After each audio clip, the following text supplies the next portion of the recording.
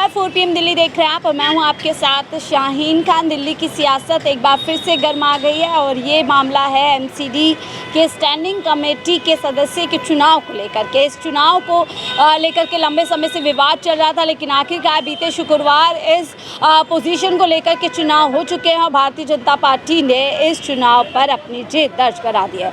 सुंदर जो हैं वो भारतीय जनता पार्टी के वो जीत चुके हैं और अब स्टैंडिंग कमेटी के 18वें सदस्य के तौर पर वो काम करेंगे। लेकिन इस चुनाव को लेकर के जो विवाद छिड़ा था वो हम आपको बता देते हैं। दरअसल ये चुनाव कराने की जिम्मेदारी दिल्ली के मेयर की होती है, जो कि आम आदमी पार्टी की शैली ओबराय हैं, और उन्हीं के आदेश पर ये जो एमसीडी का सेशन चल रहा था वो स्थगित कर दिया गया था और तय हुआ था कि 5 अक्टूबर को चुनाव होंगे। लेकिन इसी बीच एलजी आदेश दे देते हैं और बिना शैली ओबराय के चुनाव कराने के लिए पूरी तरीके से जो है आदेश दे देते हैं और इसी बीच भारतीय जनता पार्टी के सुंदर जीत जाते हैं, यानी चुनाव हो जाता है। लेकिन भारतीय जनता पार्टी जहां एक तरफ चुनाव लड़ रही थी तो वहीं आम आदमी पार्टी और कांग्रेस दोनों ने इस चुनाव से बॉयकॉट किया, यानी बहिष्कार किया। लेकिन इस बीच जो 18वें सदस्य का चुनाव होना था वो हो गया, लेकिन अब इसको लेकर के विवाद और आगे बढ़ गया है। आम आदमी पार्टी ने बाकायदा प्रेस कॉन्फ्रेंस कर करके इस मामले पर अपनी प्रतिक्रिया दी है। दिल्ली की मुख्यमंत्री आतिशी ने खुद पीसी को जो है कंडक्ट किया और वो साफ तौर पर कह रही हैं जो कल बीजेपी ने एमसीडी में जो चुनाव कराया है वह सरासर गैर कानूनी है। हम इसके खिलाफ सुप्रीम कोर्ट जाएंगे और आज ही याचिका दायर की जाएगी। इस तरीके की बात यहाँ पर आतिशी मार्लेना ने कही है। उन्होंने कहा है कि बीजेपी को संविधान और लोकतंत्र की धज्जियां उड़ाने से कोई फ़र्क नहीं पड़ता है। बीजेपी के एलजी साहब के आदेश पर एमसीडी कमिश्नर बैठक बुलाते हैं, जबकि उनके पास ऐसा कोई अधिकार नहीं है। विवाद इसी बात को लेकर है कि जो अधिकार हैं सारे के सारे वो कहीं ना कहीं दिल्ली के मेयर के पास होते हैं, वही चुनाव कराते हैं, उन्हीं की अध्यक्षता में चुनाव होते हैं। लेकिन इसके बावजूद वे चुने मेयर डिप्टी मेयर की जगह चुनाव में एक अधिकारी पीठासीन अधिकारी बना देते हैं। ये लोकतंत्र और संविधान की हत्या है। यहाँ पे बड़ा आरोप यहाँ पर आम आदमी पार्टी की तरफ से भारतीय जनता पार्टी पर लगाया जा रहा है कि ये लोकतंत्र और संविधान की हत्या है।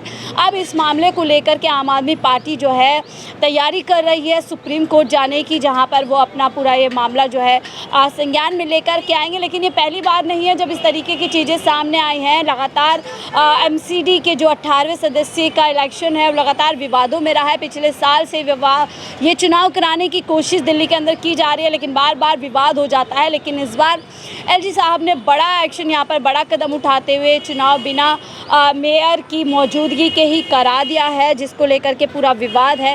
हालांकि भारतीय जनता पार्टी खुशियाँ मना रही है क्योंकि एमसीडी के अंदर ये सबसे मजबूत पद होता है, सबसे मजबूत कमेटी होती है, यानी कि अब जो ज़्यादा संख्या है एमसीडी कमेटी के वो भारतीय जनता पार्टी के हो गए हैं। तो अब जो भी नगर निगम में फैसले लिए जाएंगे कहीं ना कहीं उसमें जो कह सकते हैं जो अपर हैंड देखा जाएगा वो भारतीय जनता पार्टी का देखा जाएगा।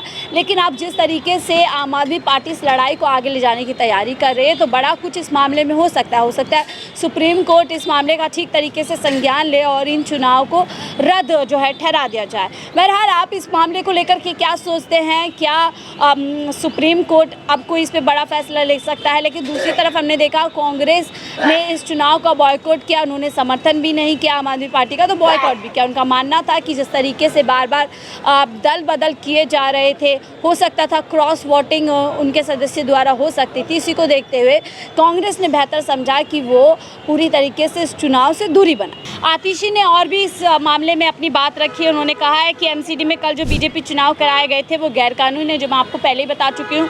उन्होंने और पॉइंट्स रखे हैं कि एमसीडी को चलाने के लिए भारतीय संविधान में दिल्ली म्यूनिसिपल कॉरपोरेशन एक्ट का प्रावधान है। इस कानून में साफ कहा गया है कि स्टैंडिंग कमेटी के सदस्यों का चुनाव कॉरपोरेशन की बैठक में होगा। साथ ही कॉरपोरेशन की मीटिंग की तारीख, स्थान और समय केवल और केवल मेयर तय कर सकती है। इन बैठकों की अध्यक्षता मेयर या उनकी अनुपस्थिति में डिप्टी मेयर ही कर सकते हैं।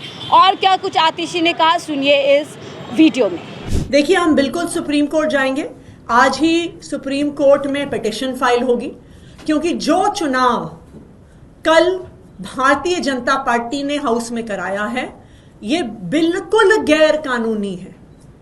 दिल्ली नगर निगम का एक्ट बिल्कुल स्पष्ट है कि मीटिंग बुलाने की पावर सिर्फ और सिर्फ मेयर के पास है।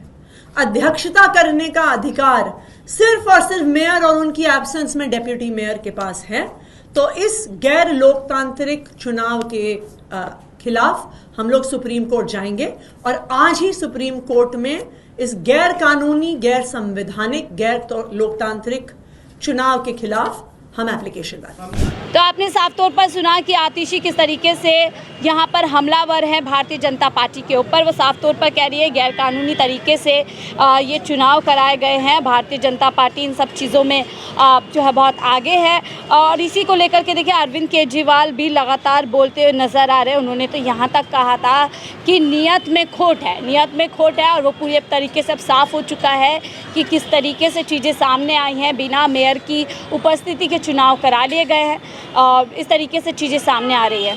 अब आप इस मामले को लेकर के क्या कुछ सोचते हैं, आपकी क्या राय है, ज़रूर हमसे साझा कीजिएगा। फिलहाल के लिए मुझे दीजिए इजाज़त। आप देख रहे थे 4 PM दिल्ली।